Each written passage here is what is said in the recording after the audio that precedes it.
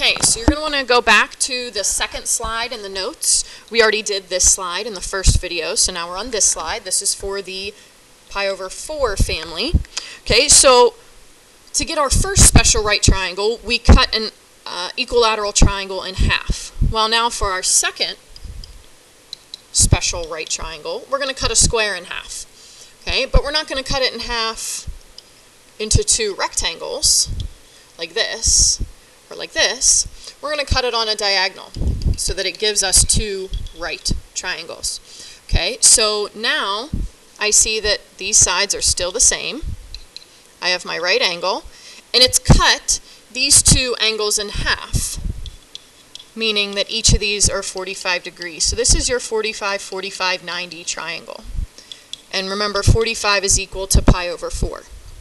Now again, you learned this in academic geometry, and the sides are always in the same proportion.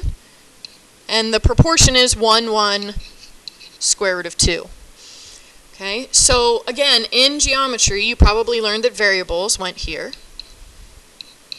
Okay, but again, we don't need those variables because we're using SOHCAHTOA, so they're always going to be fractions, so those variables are always going to divide out. So we just need the 1, 1, square root of 2. So this is the triangle I'm going to be using for my pi over 4 family. So now let's skip ahead. Those were in the first video. Here are my pi over 4 triangles. And again, I'm orienting them now in the first quadrant.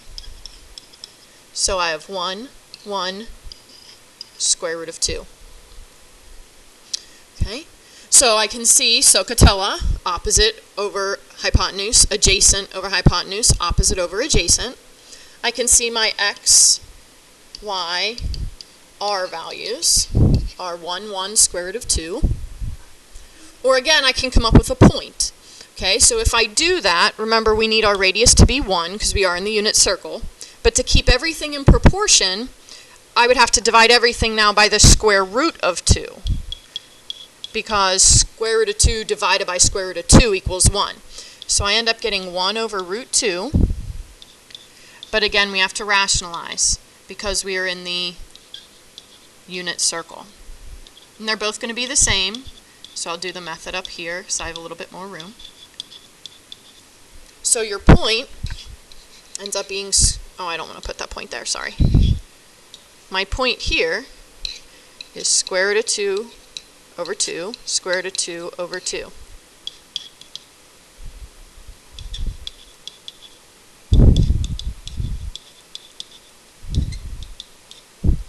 This seems to be the family that everybody remembers easier because the pi over 4 family is just in here, and you'll end up seeing the sine and the cosine are going to end up being equal because if my x and my y value are both 1, then that means my sine and my cosine are going to be the exact same thing. So I do think it's the easiest family to remember. Okay, but let's look at our values. So no matter which method you use, again, SOHCAHTOA or the XYR from either triangle, sine and cosine are both going to end up being square root of 2 over 2. And I showed the rationalization on the previous page right here. So if you do SOHCAHTOA, you're going to end up with 1 over the square root of 2, which rationalizes to square root of 2 over 2. And tangent is 1 over 1, which is just 1. Okay, so tangent, if you remember from our quadrantial angles, the ones that fell on an axis, tangent was never equal to 1. Tangent was always 0 or undefined. And that's because tangent equals 1 in a quadrant, essentially, in a family, in the pi over 4 family. So now the reciprocals of these are just square root of 2, and the cotangent reciprocal is still going to be 1. And I can show you the math for this part. If you are using SOHCAHTOA, that's going to be hypotenuse over opposite or hypotenuse over adjacent, so square root of 2 over 1 does just equal square root of 2.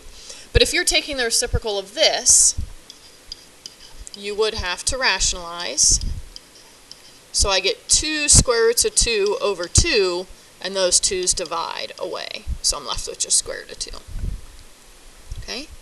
Now again, this goes for any of the angles in this family, so anything that has a reference angle of pi over 4 or anything that has a reference angle of 45 degrees. So these are going to be my values for the pi over 4 family. And again, you could memorize your triangle and use SOHCAHTOA.